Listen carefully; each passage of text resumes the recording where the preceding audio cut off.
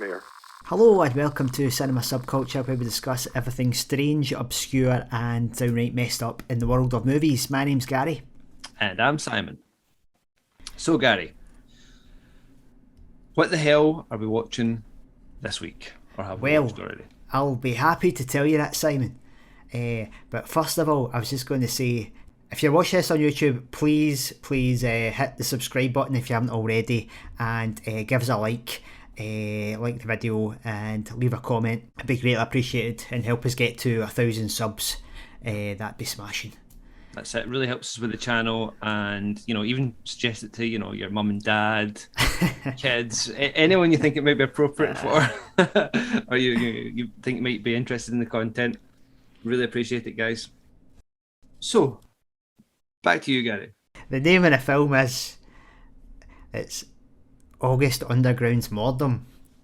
Oof. From 2003, and it's another found footage horror movie that follows a group of serial killers, deranged, violent maniacs as they do some bad stuff. It wasn't directed by Fred Vogel, this one, interestingly. Oh, okay. According to Wikipedia, it's got an ensemble group of directors. I see that, yeah. And the film is another one that's regularly cited as one of the most disturbing and extreme movies ever made. So, Gary, you're probably thinking, what are my thoughts on this film? So I'll say, first of all, I thought this was a better film than the first one. Right. Yeah.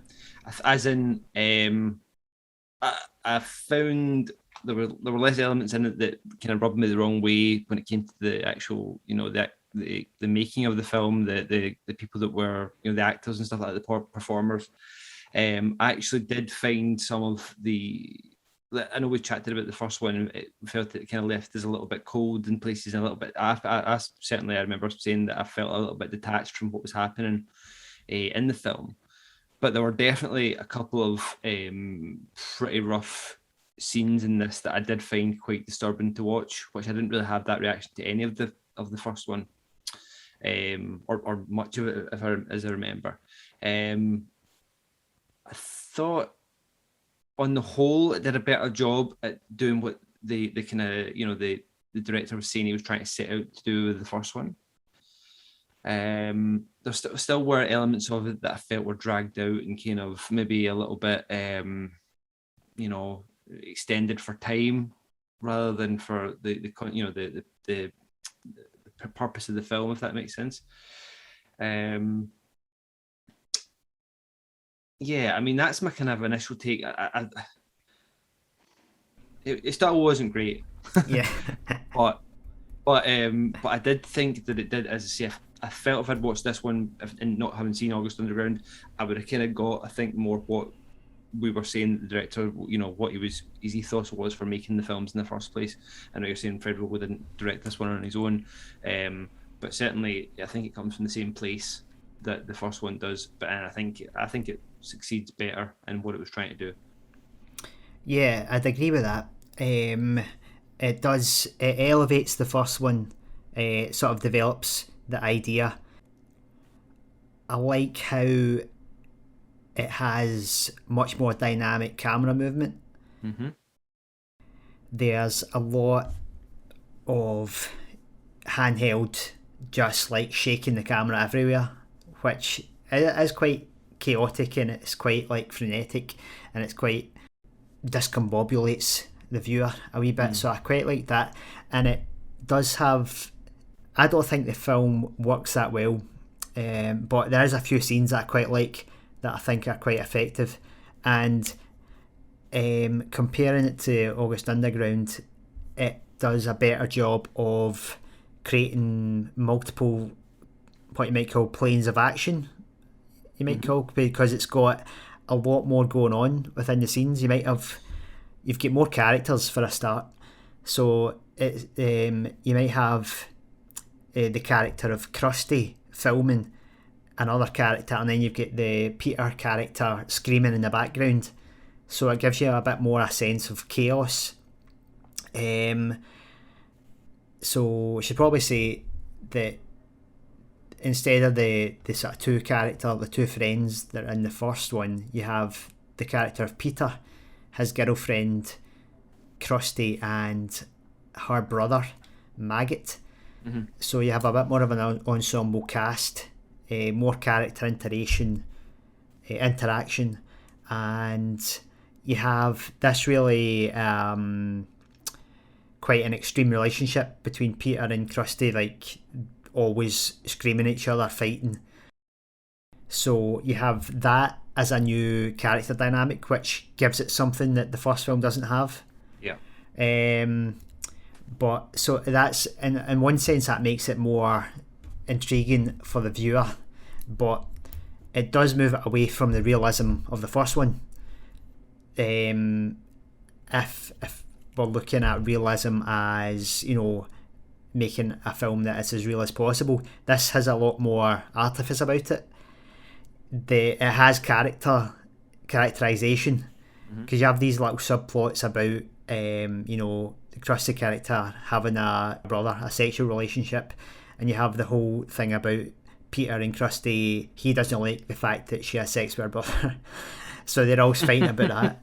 So it's not, you know, there's a more contrivance to give it a bit more depth, you might say, than the first one, and I think that's both a positive and negative. It's a positive that it makes it a bit, you know, it's a lot more interesting to watch, but at the same time, you lose that purity of the first one, from the realist point of view, which I think they're still trying to preserve the realist thing, but it's as if, you know, to make it more of an interesting film, you add these dramatic elements in, but then you're losing that purity. But that purity was in itself quite boring, as we kind of talked about on the previous episode. Yeah, that's quite interesting that you say that, because as you were saying, you know, because they've introduced this narrative and this drama into the story, and given it a story which, you just say, kind of moves it away from that kind of pure realism, you know, and introduces some of the things that we'd said had been stripped away from the first one. You know, traditional filmmaking things. You know, like, you know, story and drama that you would have, and maybe like motivations outside of necessarily the immediate action for the characters. But it's interesting that that did what I wonder what the connection is there with that being reintroduced to the fact that I did have some scenes in this film that did quite disturb me, even though I would say that the scenes are more extreme in this film than what was in the first one anyway. But I wonder what, you know, what that, if there's anything there to that extra layer of kind of filmmaking that was there, that it suddenly made it more, like, a bit more connective with certain things. It is quite interesting. I was like thinking when I was watching the film, you know, I don't know, I know you've not really seen the Rob Zombie films, the like, Devil's Rejects and the House of Thousand Corpses and stuff like that. Less House of Thousand Corpses, but more like Devil's Rejects. It's quite, you know, there's three characters and they're very extreme in the murder and stuff, and it's a very produced film, right? But there's parts of this film that did have, you know, ring with that, like, you know, the characters' interaction and stuff like that, and it did make it feel like a far more real version of that, kind of the way those characters are portrayed.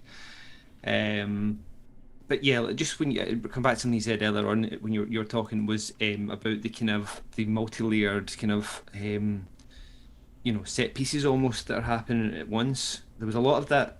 Well, there was a decent amount of that in the first one, whereby things were set up and happening in different rooms, and character would move away and something was happening in another room. But I did feel like it felt like the camera was able to more freely move around, like different set pieces almost, which was quite interesting. And kind of, again, I mean, does that? I don't know if that makes it feel more filmy than real or not, but it's it's certainly a technical feat, you know, the extra layers of and, you know, real world stuff that's going on. It did lead me to like question out loud, like, how many of these fuckers are Right. there? Like, you know, that way there was like just so many crazy people. It's like, I was really, you know, like in the first one, it's like these two guys, you know, two guys, and they're like, okay, well, these two guys are obviously crazy, but I just kept thinking, how many people like them are they gonna pull out the cupboards? You know what I mean? I just felt like it kept going. But yeah, so I don't know what the connection is there with that kind of the filmmaking process that has kind of brought it more. It made me connect a little bit more with it on that level. But yeah, I don't know. It's interesting. It depends if the intention was to make it a real snuff movie, a real found footage movie. Comparing the two, the first one feels more real. But this one has better set pieces, I'd say. And I think the scene, one of the scenes I did like was the scene, like the sort of second main scene, the break into a house, and they're looking for someone, and it's basically Krusty filming, following Peter, and then suddenly he just attacks a guy with a hammer. I just think that was quite powerful. That was quite disturbing. Yeah, that worked quite well. And so we're losing the, you know, one of the problems we had with the first one which was just a static camera shot, basically pointing at a torture victim, and the two main characters just laughing, which it became quite tedious, didn't it? But I do think, apart from a couple of scenes, we still have the same problem. Kind of chunk in the middle of the movie is long torture scenes, which do still get quite tedious. Again, a couple of the scenes work for short periods, but it does get quite boring. And I'm struggling because I can't quite figure out how I do feel about the movie, because it kind of depends from what position you approach it. Going back to what we said about August Underground, in the sense that it's meant to be a film that shows you how abhorrent violence is and how disgusting it is, sickening, horrible, hard to watch, and the film does all those things. The torture, you don't. It's not enjoyable to watch at all. But then that also begs the question, you know, why are you watching it? That I've been kind of mulling over. Yeah. If we're just watching it, you know, because, well, personally, what would draw me to this type of film is just like, oh, it's the most extreme things there are, you know, out there. So like, all right, I'll give it a watch. But you know, I've also been mulling over how does this compare to other films which have quite extreme content but are more entertaining, like Irreversible. Again, we keep coming back to that. That's a really well made film. That's you know, enjoyable. Taking the kind of the nasty bits away, it's like, right, you're into the film. It's a captivating narrative. Whereas this is extreme but in no way enjoyable, really, to watch. So I still can't get figure out how I feel about that. It's interesting, like, when you're talking about the comparisons to the first one.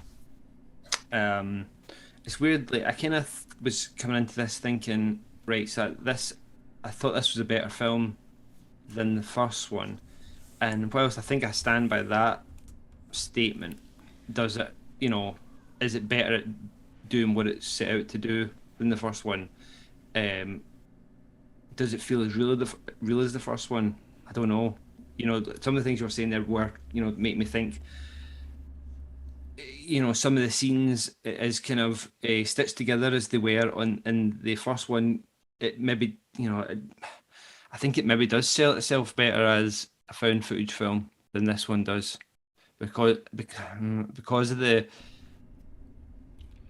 you know, it's the same thing with like you know, some of the found footage films you get, like, why are they still filming? We've talked about that before, you know, and it's kind of like you kind of get a little bit of that here with the kind of fights between like Peter and Maggot, and it's like in Krusty's screaming, screeching, which does get annoying, Right. much like the giggling in the first one.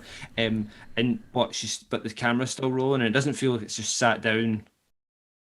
It's quite focused on the action. You know what I mean? It feels like we're there to see it, if that makes sense.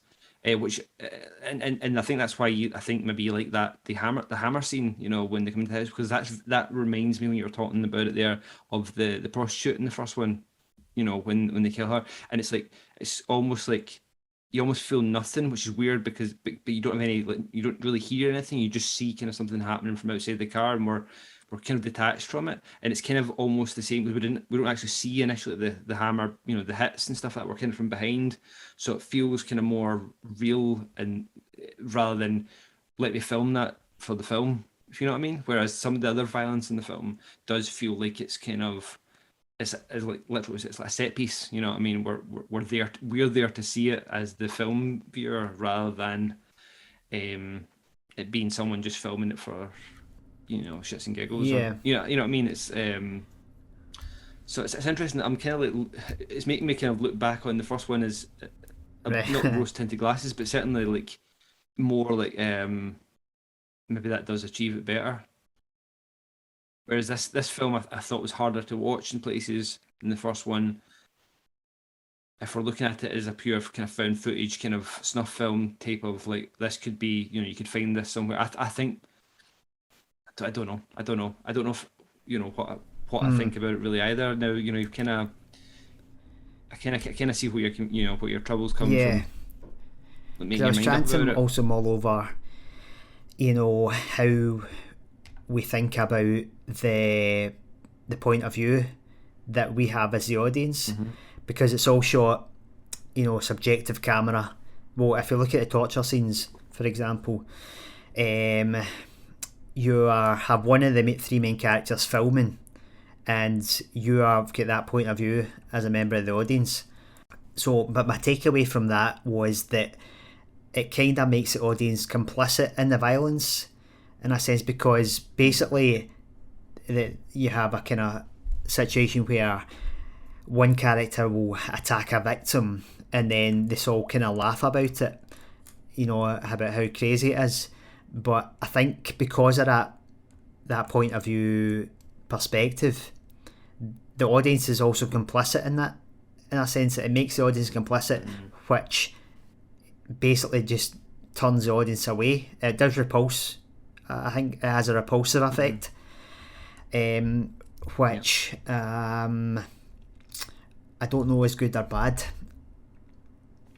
It's good in a sense from the kind of moral perspective of it turns the audience against the characters while also having the character's point of view. In one sense, it's a good thing because you're not condoning the behaviour of the characters. Hmm. Um, I think, but rather than having a shot which is, not a proper point of view, but sort of with the character in another movie where they're committing some kind of violent act. So you're kind of half and half. But Hmm. how would it compare if this was shot like from like Texas Chainsaw Massacre, when we had somebody moves that Hooper did, where he would move the camera to a kind of neutral position, and then the violence just plays out.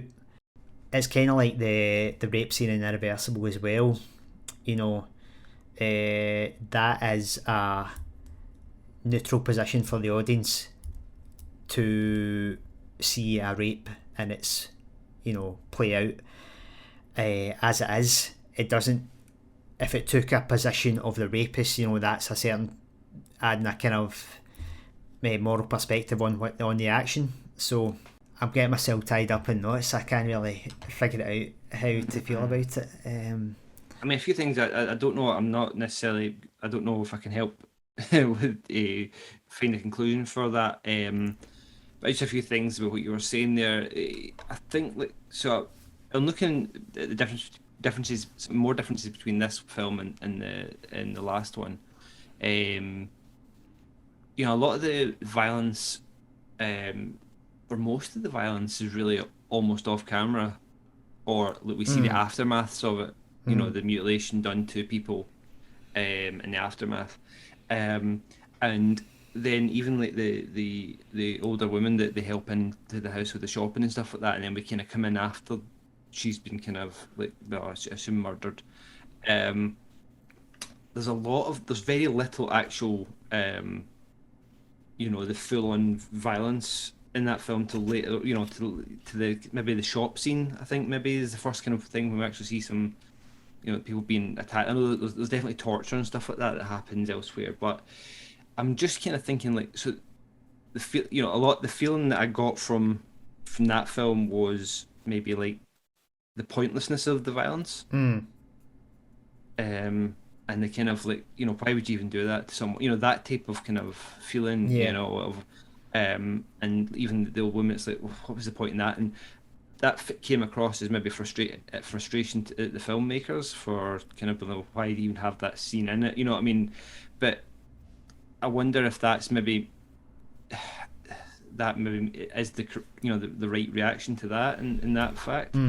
Whereas you don't have a chance to have that reaction here because you are placed in a lot of the instances right in the POV, to see the violence happening. So you're more reactionary to the violence rather than like the kind of the effects of violence. I don't know, you know what I mean? Yeah. It's like, it's like it's a reversal again. But like, to me, the thing that always stings with me with that scene is the violence that's committed against the character after the rape as well. You know what I mean? It's like, it's just like, it feels so unnecessary at that time. You know what I mean? It's like none of it's necessary, but like that just feels like, what are you doing? And I don't know if that's maybe a good, you know, I don't know if it's a good reaction. I think it's a moral reaction to have of like, you know, why are you even doing something like that? You know, that any type of violence, but that in that instance, so I don't know if that's maybe what this film robs you of, is being able to kind of be the judge a little, you know, in the characters. I don't know if I necessarily had a stance or a judgment on the characters in this, other than they were a little bit more interesting than the ones in the first film, because they had the extra drama in there. But when it came to the violence, I didn't necessarily feel the same way I did as I was annoyed at the people in the first film. Right. Like I was, you know, I was pissed off with them. But here, I don't know if I had that reaction necessarily. It was just like, I don't know. You know what I mean? I was annoyed at what they'd done. Sorry, more, and whereas here maybe there were times I was more annoyed at the characters, like for being a bit screechy, or like why you pumping your brother, you know? You know, I don't know, you know. So I don't know. Again, I'm not. I just had that thought occurred to me that it seemed to be more in the aftermath of the violence, and the kind of where we can be a little bit judgy or stand in judgment on the acts, rather than here where you're kind of in them for the most part. Is this is Fred Vogel supposed to be playing the same character for the first film? Who was also called Peter. He is, as far as I understand. So, yeah, cool. And so what's happened to the guy behind the camera, the Laffy boy? Yeah, that's kind of a good point. Well, there is a story behind it, because like, well, the guy who played that character was sort of a co-producer on the first one, but then he basically, after the film was finished, he like totally got freaked out and backed away from the film. Like, he didn't think they should release it or anything, because he was worried about what would happen to put this type of movie out there. You know, in terms of like, interesting, would they get arrested or something?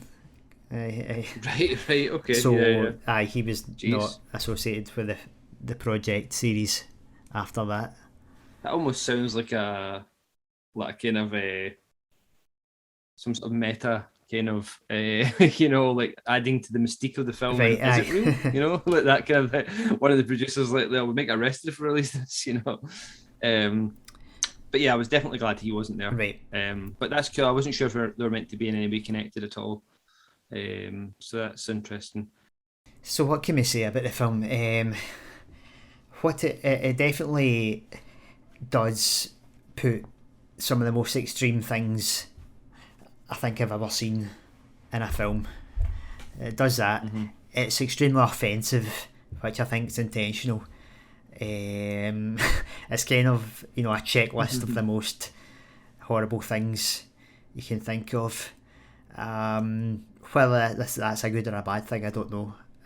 But if you want to, you know, check out the most extreme type of movie, I guess this must be one of them. It's like they went down the list of the things that the video nasties were banned for, and they were like, "Yep, check." Was it not? Was it Nico Masterakis that did that, like for Island of Death? It was like, yeah. He was looking to see if what what was the worst things he could fit into the film, and he went down a list and was like, "Yeah, we've got that." I suppose there's some parallels to be taken from Island of Death, actually. The brother and sister kills, right, you know. Yeah, I hadn't thought about that. I mentioned it, but yeah. Yeah, it still does the whole, you know, extreme violence juxtaposed with a scene of absolutely nothing, of just the characters like walking about or like getting a tattoo or doing nothing. It has that same dynamic to maintain the found footage concept. I think that the scenes of nothing they tend to, they more than the first one. Yeah, the first one, the scenes of kind of the nothing parts, you know, the kind of really didn't usually connect in any way to the kind of the main, you know, the violence or anything like that. But I thought like when, you know, the character in this one gets his nose pierced and stuff like that kind of builds. That's like almost like foreshadowing to like, the kind of violence that gets, you know, when they have the fight and the nose ring gets pulled and, you know, and stuff. So it's like, you know, I feel like maybe there's less of the kind of like meaningful nothing scenes, if that makes sense. You know, the scenes that make it feel like found footage, I feel like there's less of them here that work as kind of like, oh, this was just something that they happened to be filming another day, you know. They seem to kind of build up or be preempting or like set up for other things. So I think we can say, you know, the intention must have been the same from the first, to make, you know, a movie that really showed violence and was an anti-violence movie, but I can't quite decide if it succeeds in that or not. I think it's a takeaway. I mean, if its aims to be an anti-violence movie, I don't know if it. I think again the first one was more successful at that. It's showing the aftermath of violence, whereas here I don't know if that. I feel maybe they get lost in their concept a little bit. But at the same time, it is a very realistic depiction of violence, and it does, you know, disgust the audience. But I feel like the disgust probably just makes people not want to watch it rather than to think about it. As I say, kind of what I say about, like, you don't get it robs you of that opportunity to think about. You're just thinking about the horrible things you're seeing just now. I mean, you know, this is subjective. This is the way I feel about it. Maybe, I feel like it'd be more likely just get someone to turn off than to actually think about the horrible scenes that they are the results of that violence and stuff. Yeah, it's one of those. It kind of raises the question about, you know, how do we interpret the meaning of a text? You know, do we take like what the director says it's about, or do we just look at the text itself? You know, just like thinking about the film, do we come away with that with a repugnance for violence, or a repugnance? Can't really tell for the filmmaker in the film. You know, and you just don't want you know what I mean? Is it? That's what I'm trying. I'm kind of struggling with when we're talking about it. Does it just make you not want to watch that film?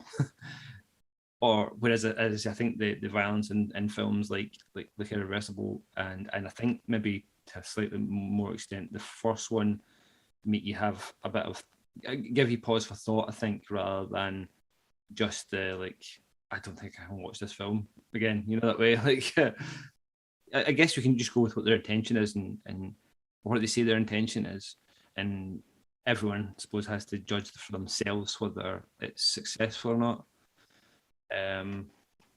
Which I don't know. I don't know if it's supposed to be an anti-violence film. I don't know if this one succeeds. So, audience members, watch it and find out yourself. Yeah, so definitely quite a shocking, disturbing film. Whether or not it succeeds as a film, I don't think it really does. Apart from a couple of good scenes, but I think the length of it kind of dilutes its power. You might say. Yeah, and I mean, I think I started the chat basically saying that I thought this was better than the first one. I still think it's a better, like, quote unquote film, but I think I also said that I thought it maybe did what it was setting out to achieve better. But I think I might have changed my mind a little bit about that. Definitely more scenes here that are hard to watch, but I think the actual psychology of what they say they're trying to do was maybe better achieved when you actually think about the first one. But yeah, I think people that have an interest in these types of films should maybe check it out and judge for themselves. But it's tough. It's tough to kind of separate from that kind of gut reaction of what you're seeing on screen.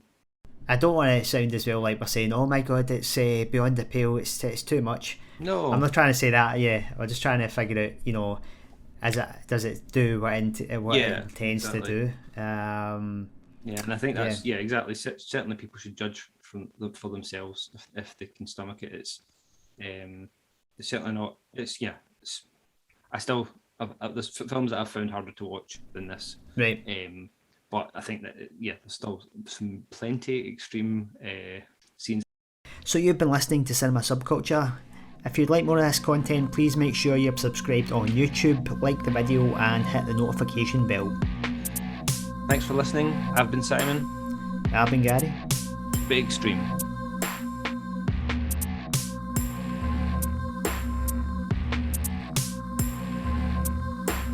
It was a nightmare.